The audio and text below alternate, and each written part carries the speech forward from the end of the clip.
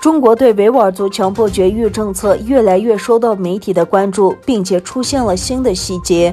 2月4日，在日本西部新闻网发表的一篇报道，提供了有关中国对维吾尔族妇女强迫堕胎政策的一些细节。根据该报告，中国为防止东突厥散维吾尔人口增加而制造了各种借口，实施了强迫不育政策。根据泄露给日本媒体的文件，在2014年至2018年间，中国作为其在东突厥散人口控制政策的一部分，命令超过10万名维吾尔妇女堕胎，有138万维吾尔妇女装上避孕环。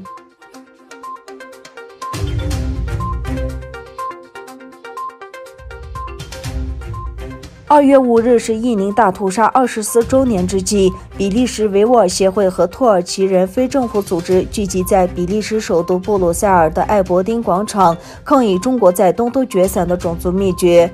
抗议活动有大约100人参加，示威者高举写有维吾尔人自由、停止种族灭绝和停止集中营等横幅。另一方面，国际东突厥散组织联盟在2月5日印尼大屠杀24周年日，在伊斯坦布尔举行了新闻发布会。参加会议的有一些在土耳其开展活动的非政府组织的代表，以及来自地方和国际新闻机构的记者。此外，在世界许多国家举行了1997年2月5日在东突厥散伊宁市发生的大屠杀纪念活动。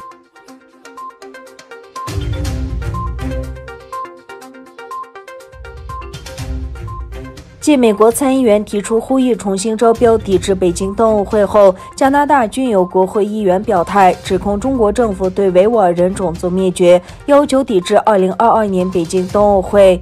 加拿大5个主要联邦政党共13名议员联署，要求国际奥委会将明年冬奥会改由其他国家主办。获跨党派支持的联署信发起人窦塞培指出，他们针对的是中国对待维吾尔人的做法，而非中加关系紧张而引发。中加两国早前因华为事件以及中国拘禁2名加拿大人而闹僵。信中指出，有些人可能认为体育和政治不应该混为一谈，但当发生种族灭绝时，我们的回应是不应再视为政治问题，而是关乎人权和干犯危害人性罪行的问题。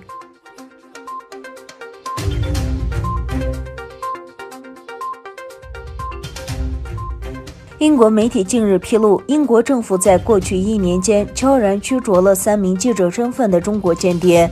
这几宗罕见的记者间谍案成为两国间关系不断恶化的又一迹象。3宗记者身份的中国间谍被驱逐的消息，最初是由英国电讯报披露。这3名间谍就职于中国国家安全部，分别被安插在不同的新闻机构。据电讯报报道，英国情报机构军情5处发现了3名间谍的真实身份，3人被驱逐出境。本周4，英国媒体监管机构英国通信管理局吊销了中国大外宣传机构中国环球电视网在英国的英语频道的播出执照。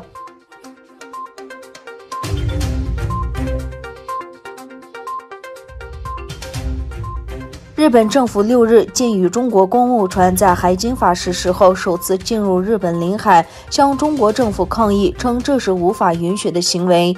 据共同社报道，外务省干部透露了该消息。有外务省官员表示，日本已向中国抗议，并称这是无法接受的行为。